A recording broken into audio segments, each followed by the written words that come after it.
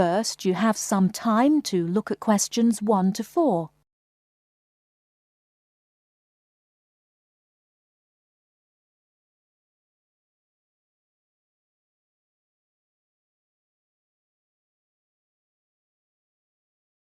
Now we shall begin. You should answer the questions as you listen, because you will not hear the recording a second time. Listen carefully and answer questions 1 to 4. Global Bicycle Tours, may I help you? Yes, thank you. I'd like to sign up for a bicycle tour. Which tour were you interested in?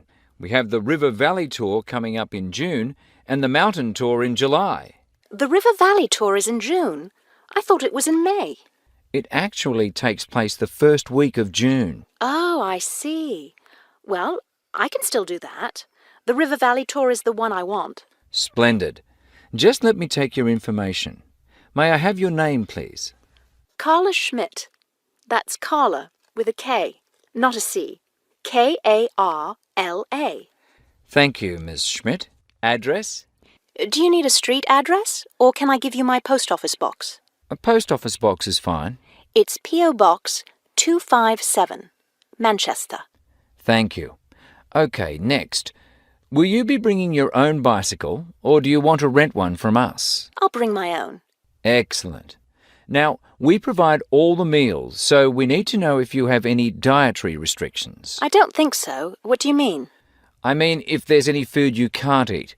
Some people have food allergies or are vegetarian or have to avoid dairy products, things like that. Oh, I see. Well, yes, I'm a vegetarian. I never eat meat.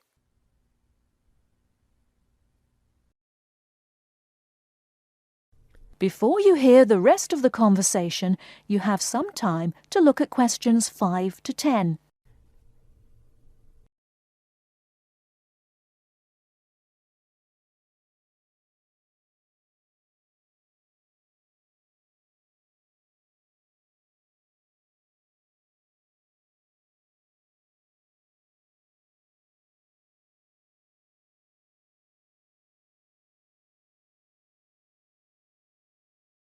Now listen and answer questions 5 to 10. All right, I'll make a note of that. Now, the total cost of the tour is $750.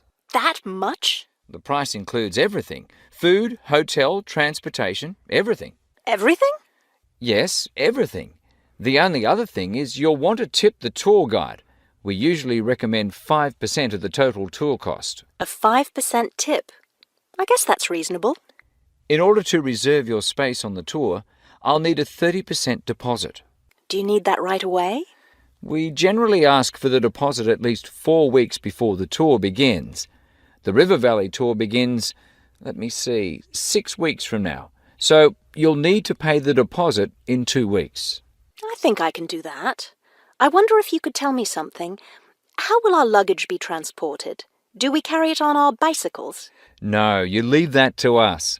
We have a van that carries your luggage from hotel to hotel each day, so you don't have to worry about it. Great. I have a luggage rack for my bike, but I guess I won't have to bring that. No, you won't. But there are a few items we recommend that you bring. We can't control the weather, so you should bring a raincoat or rain gear. Yes, that's a good idea. And I should have my own spare tire too, shouldn't I? Actually, you don't need that, as our guide always carries some. And of course, you won't need maps either, since our guide has the route all planned. What about a water bottle? I'll need that, won't I? Yes, you should definitely have a water bottle. A camera would be a good idea too, since that tour goes through some very scenic areas. I have a guidebook of that area. I wonder if I should bring it along. We don't recommend guidebooks. It would just be extra weight, and the tour guide knows a great deal about the area. Yes, I see. Is there anything else I need to know? I think we've covered the important points. I'll send you a tour brochure, and you can call again if you have any questions. Thank you very much.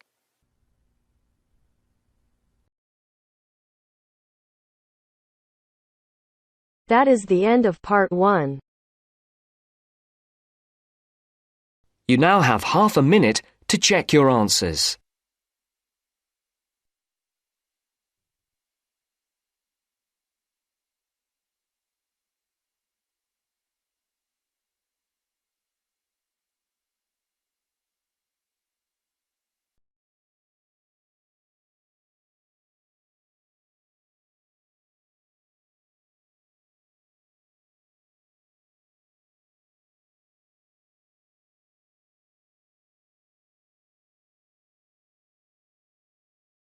Now turns to Part 2. Part 2. You will hear an accommodation officer telling students about different halls of residence. You now have 30 seconds to read questions 11 to 15.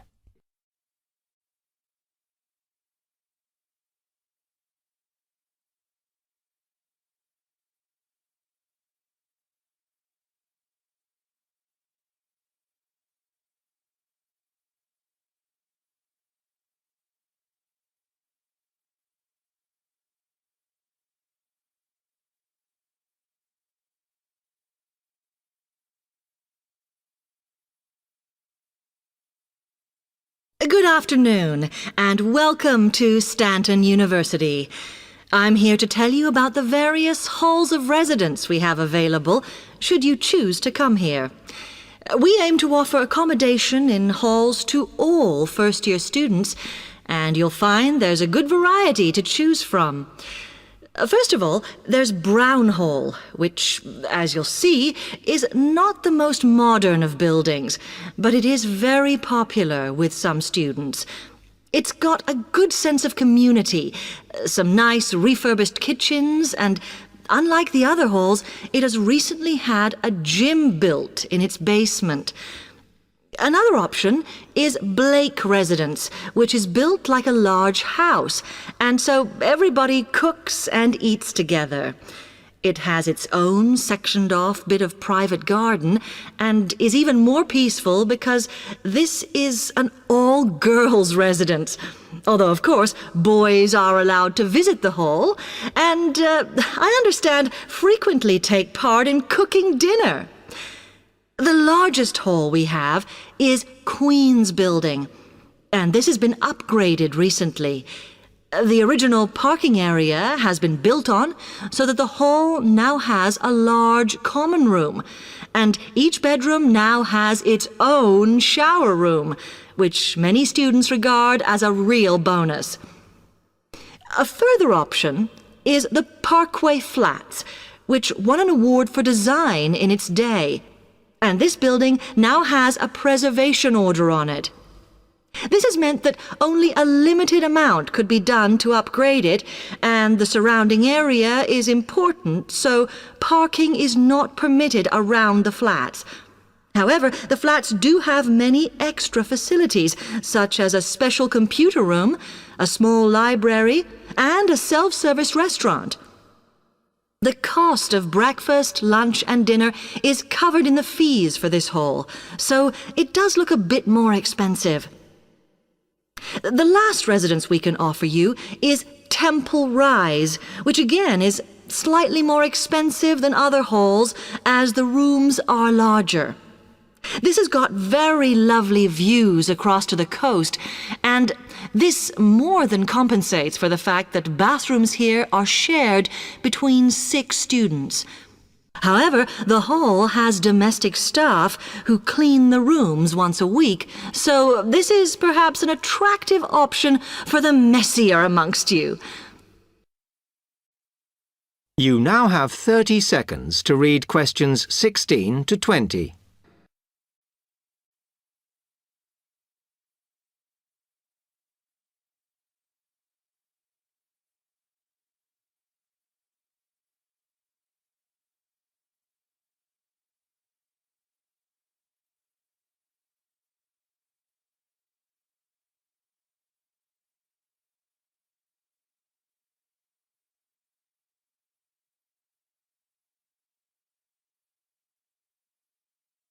Now, if I can just show on this wall map here where they all are, you might like to go and have a look round.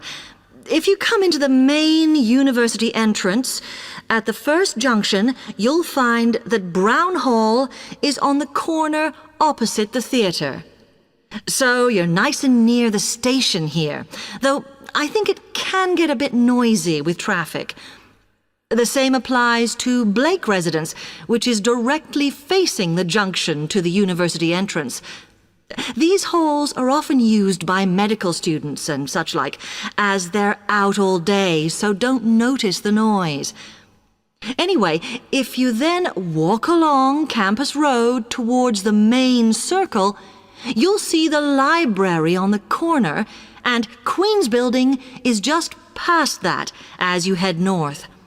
You will find that it is quieter here, and you may get fewer visitors. By the way, the circle is quite a feature of the campus, as it's set into the hills and has a brand new sports center in the middle. It's worth going to look around it.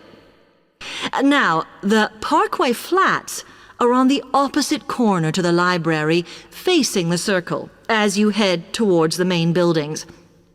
The main buildings are only about a 5-minute walk from here, and places in these halls go quickly, so my advice is to reserve your place as soon as possible.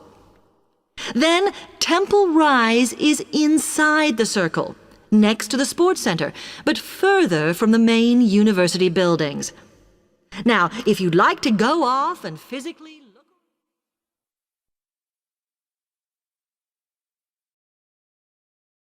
That is the end of part 2. You now have half a minute to check your answers.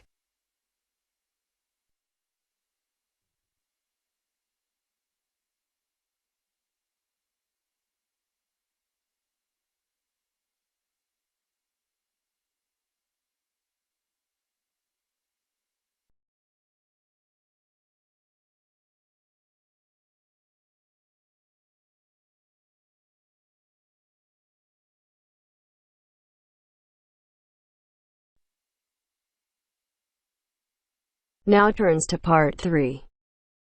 Part 3. Maria is a student at university. She has handed the first draft of an essay to her tutor. The tutor has read it, and now they are discussing ways the essay can be improved. First, you have some time to look at questions 21 to 25.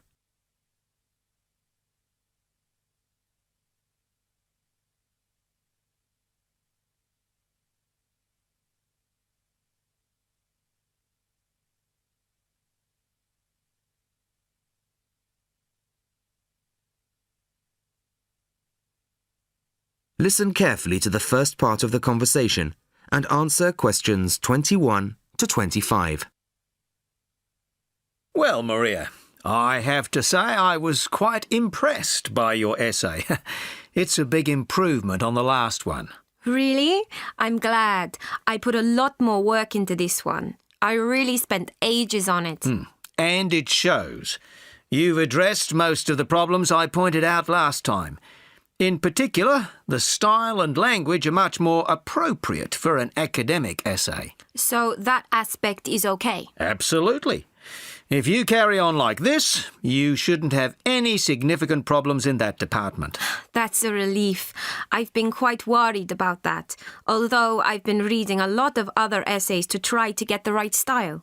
Well, I'd say you've been successful.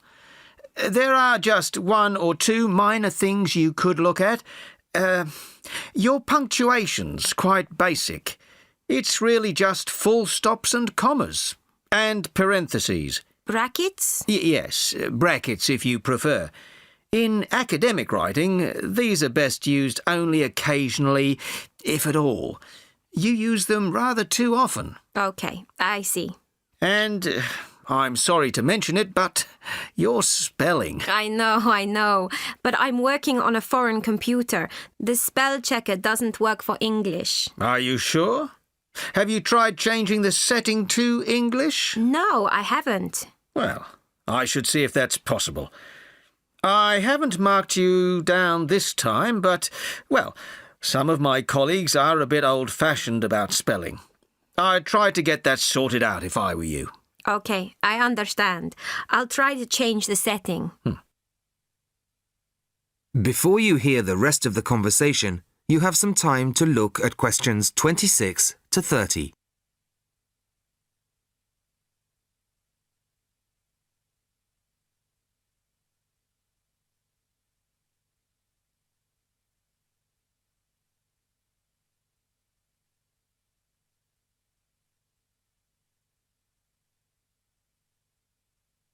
Now listen and answer questions 26 to 30. The only major problem I have with the content of your essay is the introduction. The introduction should, well, introduce the theme of the essay. You've put some of the most important points there. For example, this bit. The statistics about the growth of railways in the 1850s. That really should go in the main body of the essay. And so should this paragraph about changes in patterns of employment. In general, I'd say your introductory section should be no more than half as long as it is at the moment. Okay. And I should move those points forward? Precisely. And going back to the railways, they're one of the most significant factors for change in this period. But apart from those statistics in the introduction, you only briefly mention them. I'd like to see a lot more on that, and the influence the expansion of the railways had on patterns of social and economic behaviour. You mean how with the railways people could travel to find work and could meet people from other areas? Exactly. Then in the midsection, well, it's not a big thing, but this quotation from the Times. You think it's too long? Well, you said it. I couldn't think of a way to shorten it. Do you think it's really necessary? You mean I could just get rid of it? Yes. You've already made the point and backed it up with other evidence. The quotation's redundant, really. Okay, well, that'll be easy. There were various other minor points, which I've noted in the margins. You can look at those later. But moving forward to the end here, I wasn't quite sure what this meant. The final paragraph? Yes. Are you saying that, on the whole, the changes of the mid-19th century tended to improve the lives of ordinary people or not? It's not very clear. It's not? No, it isn't. I'd add a few lines clarifying your position. Okay. When do you want the final draft? No, the end of term will be fine.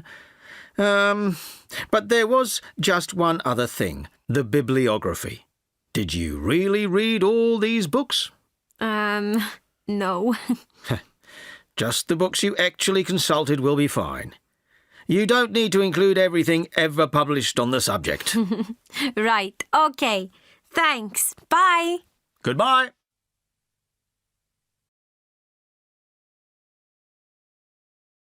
That is the end of part 3. You now have half a minute to check your answers.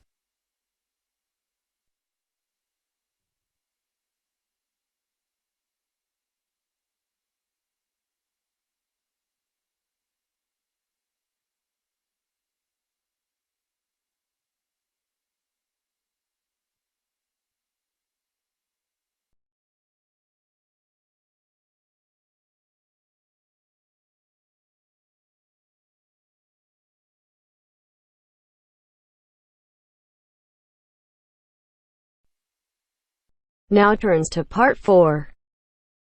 Part 4. You'll hear a lecture on human civilization. First, you have some time to look at questions 31 to 40.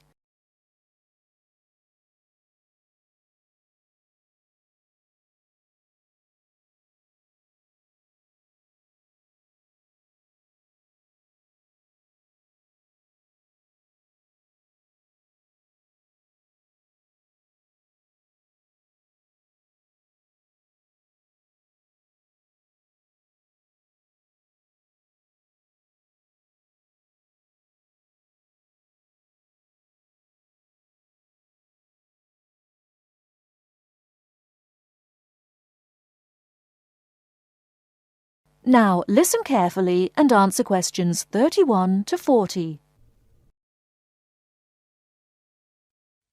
Today in our History Series lectures, Professor Smith is going to introduce the history of human civilization. Welcome, Professor Smith. Good afternoon, ladies and gentlemen. Do you know when human civilization originated? And what's the development of human language? Well, the first 2 stages in the development of civilized man were probably the invention of primitive weapons and the discovery of fire. though nobody knows exactly when he acquired the use of the latter. The origin of language is also obscure. No doubt it began very gradually. Animals have a few cries that serve as signals, but even the highest apes have not been found able to pronounce words, even with the most intensive professional instruction. Apparently, a necessity for the mastering of speech is the superior brain of man. When man became sufficiently intelligent, we must suppose that he gradually increased the number of cries for different purposes. It was a great day when he discovered that speech could be used for narrative. There are those who think that in this respect, picture language preceded oral language. A man could draw a picture on the wall of his cave to show in which direction he had gone, or what prey he hoped to catch. Probably picture language and oral language developed side by side. I'm inclined to think that language has been the most important single factor in the development of man. Two important stages came not so long before the dawn of written history. The first was the domestication of animals. The second was agriculture.